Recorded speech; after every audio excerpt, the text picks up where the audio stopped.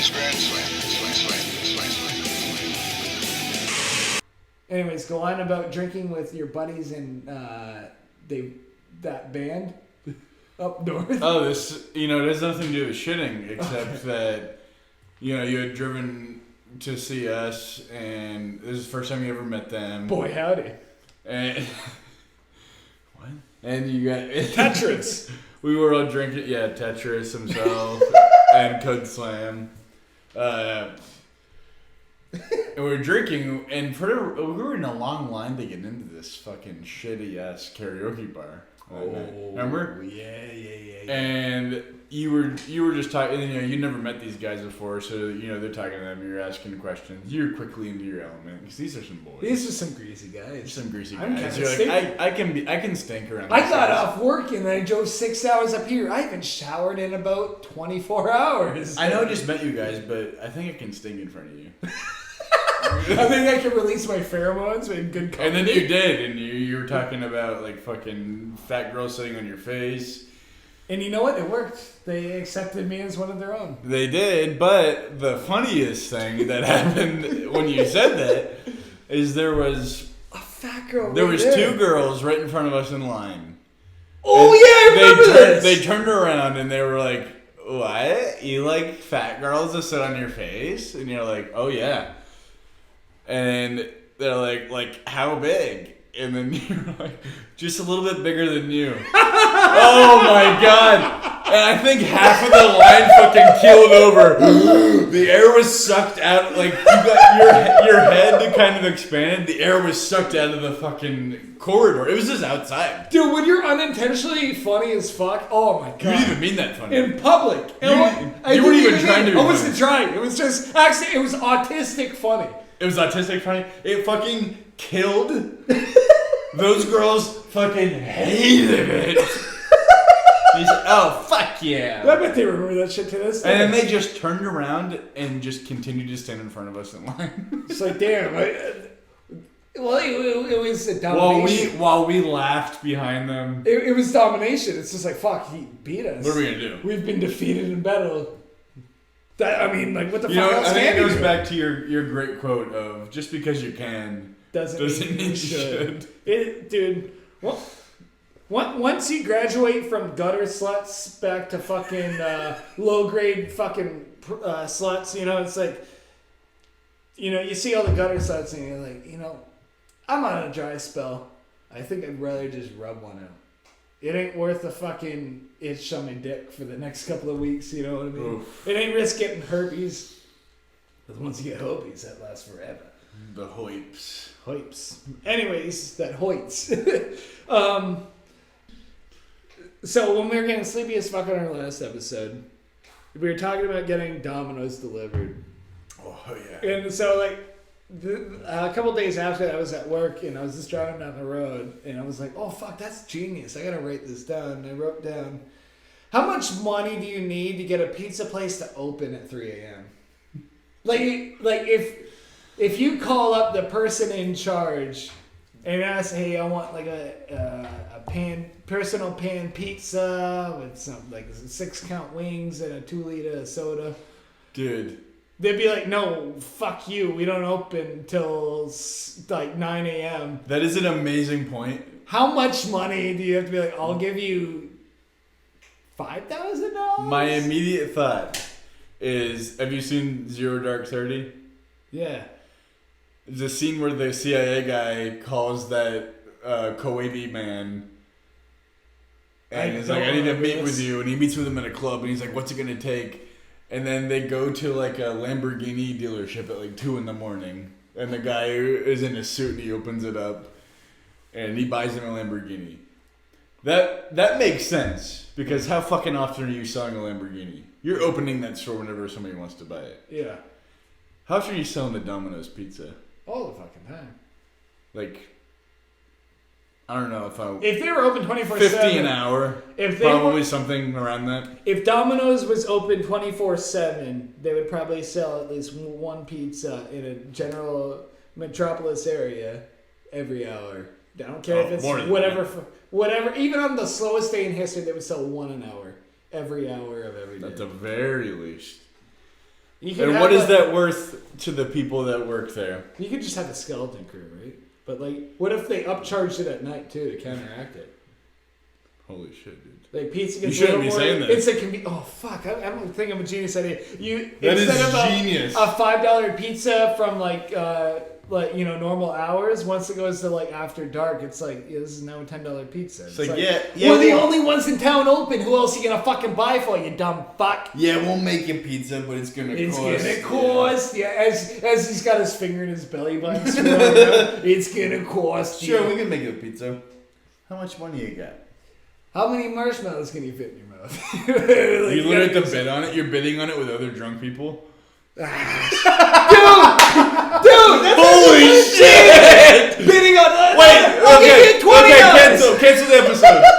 That is amazing. We need it. How do we start this? Get investors right fucking now. We need to buy an empty fucking lot, and we need to be like highest bidder. We will make whatever the fuck you want, dude. Genius. That would be the best I've ever had in my life. Especially in like it just happened spur of the moment. There's some rich dumb motherfuckers that smoke or drink. Dude. Do all the degenerate shit. They're up at like fucking. And Domino's is a technology company, so they say. Yeah. It's not a pizza company; it's a technology company. What? Yeah, that's what they say. Okay. Because they're at like the forefront of all this pizza delivery technology, which they have been. They really have been. You know, they like the pizza delivery cars. Oh yeah. And pizza delivery drone, is that a thing yet? The drone, they did that too. Damn. But the bidding on pizzas late at night.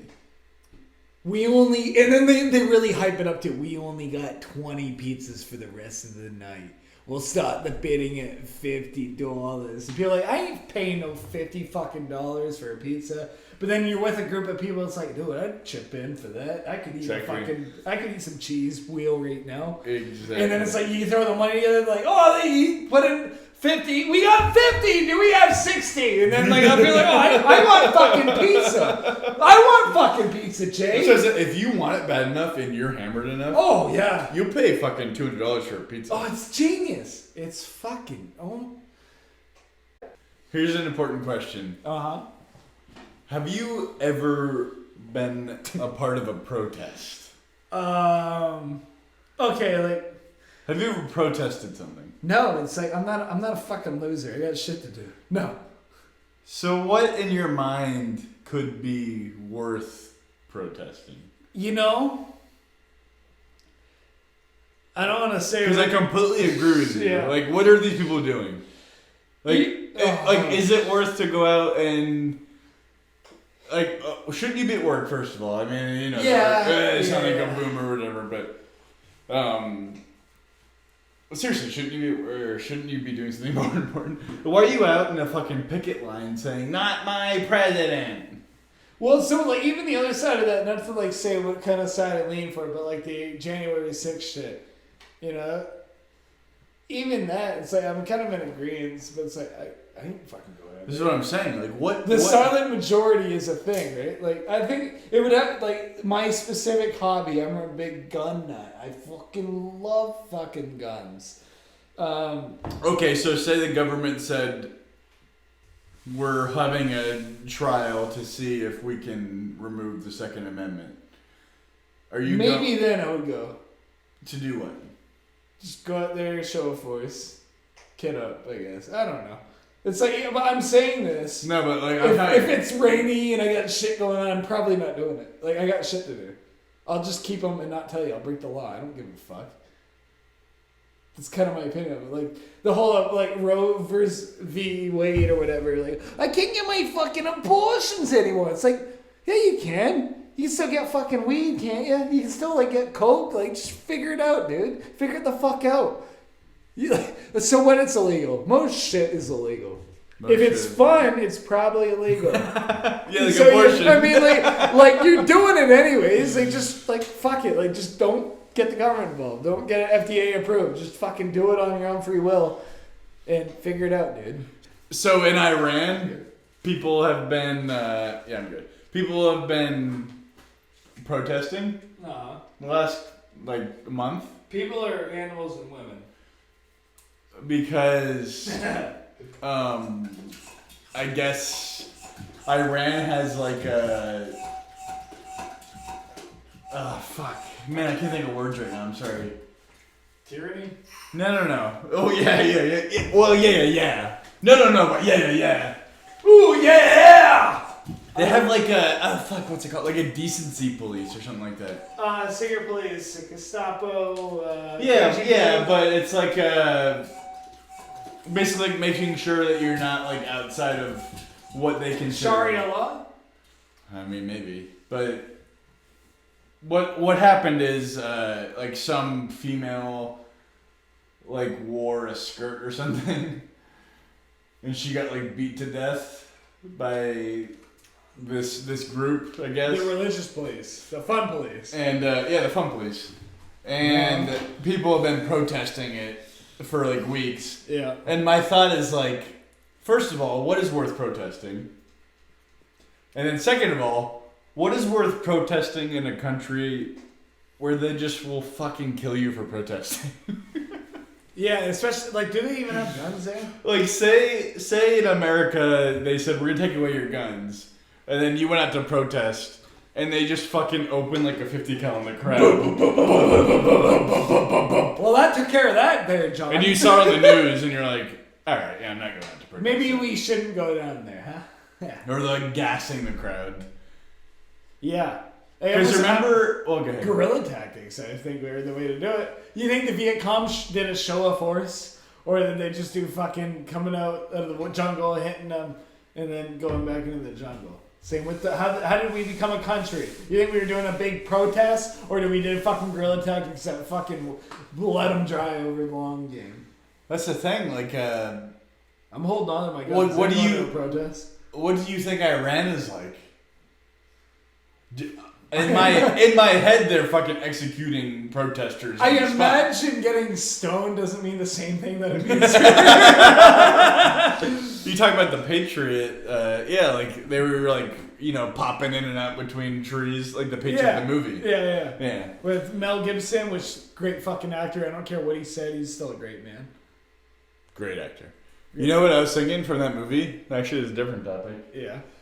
Go on. That's the whole point of these topics, my friend, is to branch off. Yeah. Dude. Yeah. Maybe unintentionally metal. Burning down that church with people inside of it. Oh, yeah. There's probably black metal fans watching it in Norway. They're just like, fuck yes. Well, he's done that. He did that in Braveheart. Granted, it wasn't a church, it was a house, but like, the fuck, they had their meetup spot there. And then the bad guys try to ambush them there, but then when they all go in there, they fucking push them in, seal the doors, and burn the fucking place. So I like to think it's made of hay and wood. You could just push your way through the flames, but like, no, they all fucking burned alive. Thatch That's roof, so fucking metal. That would be like someone locking the shed door and lighting it on fire, and then us not being able to break through, and we just burn alive.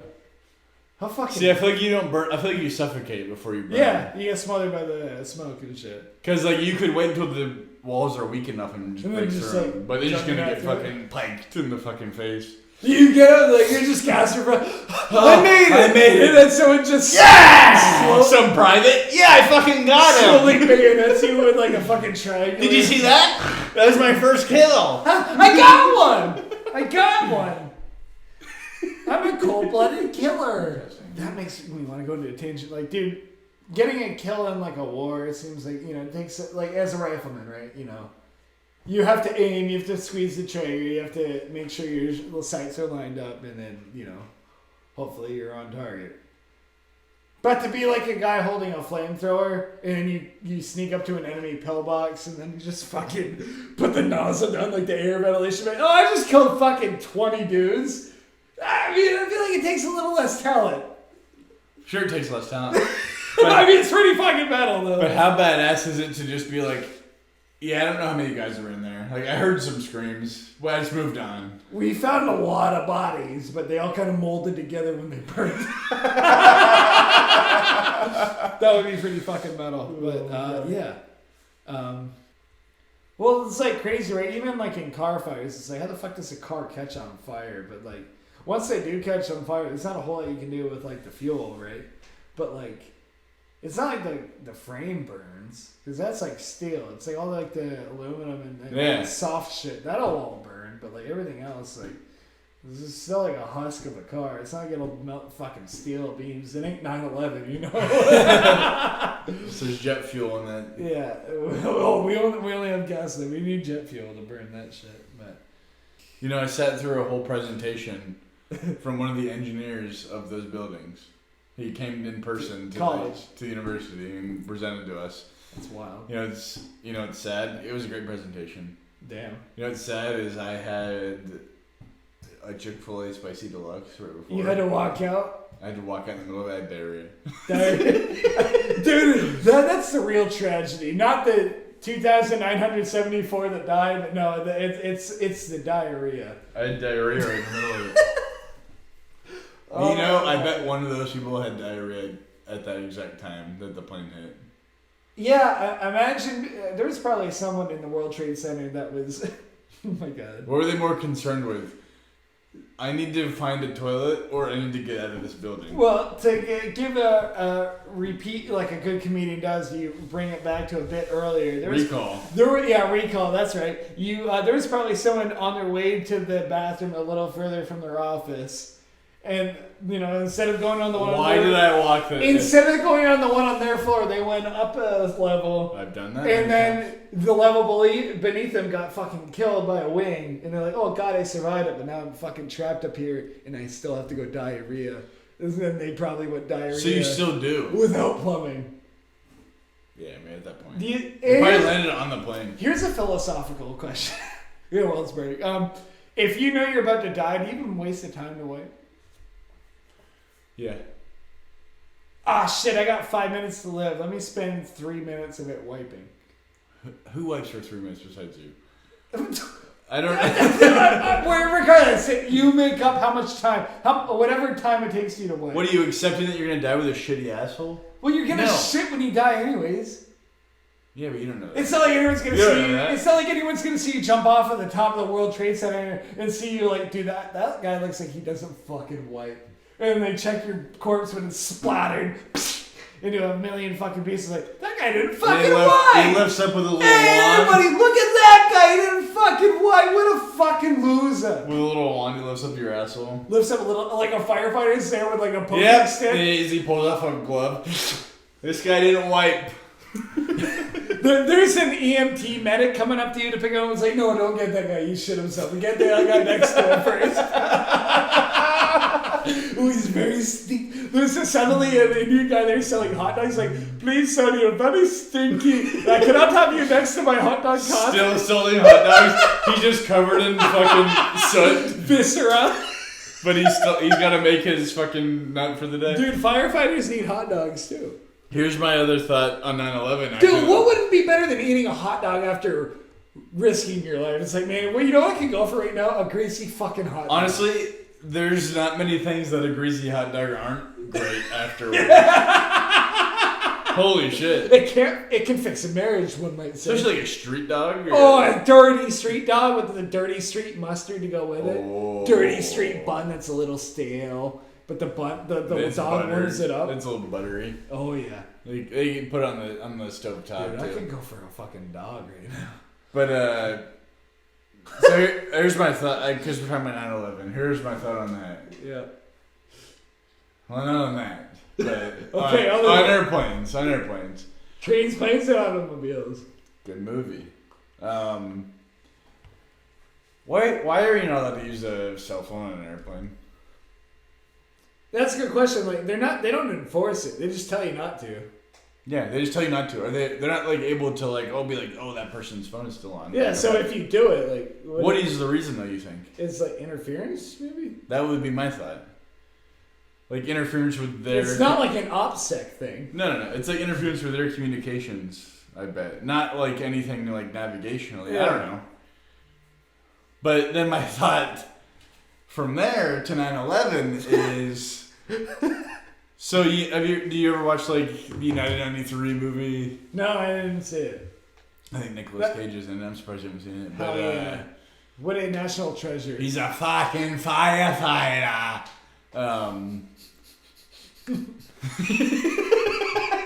He's got a big old porn. That's where you got the idea to build the axe in that fucking movie. What movie was that? Yeah, Was it Maggie? Mandy.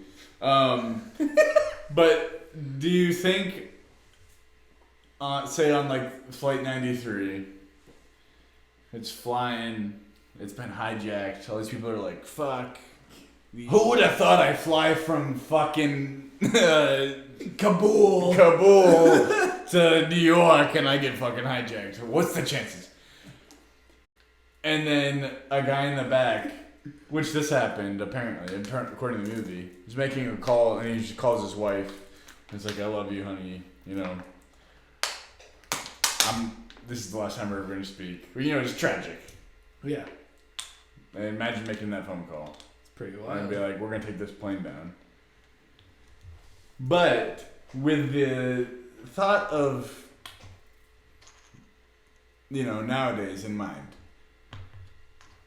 why was that hijacker not like, what are you fucking crazy? Turn that fucking phone to airplane mode. What the fuck are you doing? That's the thing, he keeps are you trying to bring this plane down? Why did he just fucking look? That's what happened to the flight. You're going to crush it. That's what caused it. That's what happened to one that They weren't being heroes. They weren't heroes.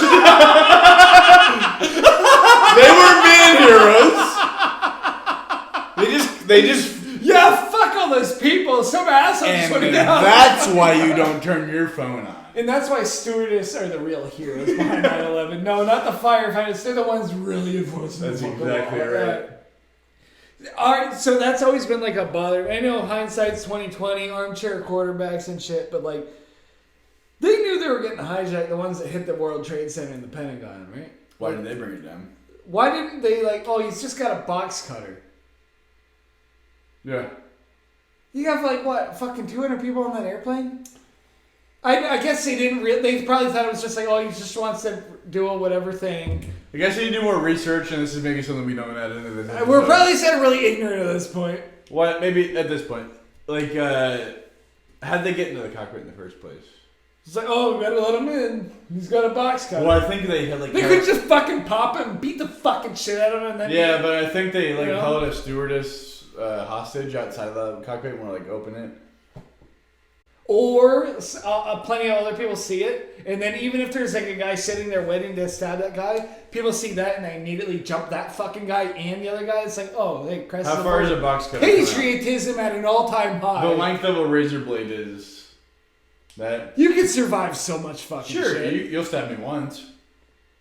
I guarantee you're gonna fucking eat that fucking shit after you stab me. As soon as they kill the pilot, you're kind of fucked. Are you though? I feel like he kind of like sneaks on a plane like, oh yeah, we lost our pilot. What do? Don't fly into a building. Got it.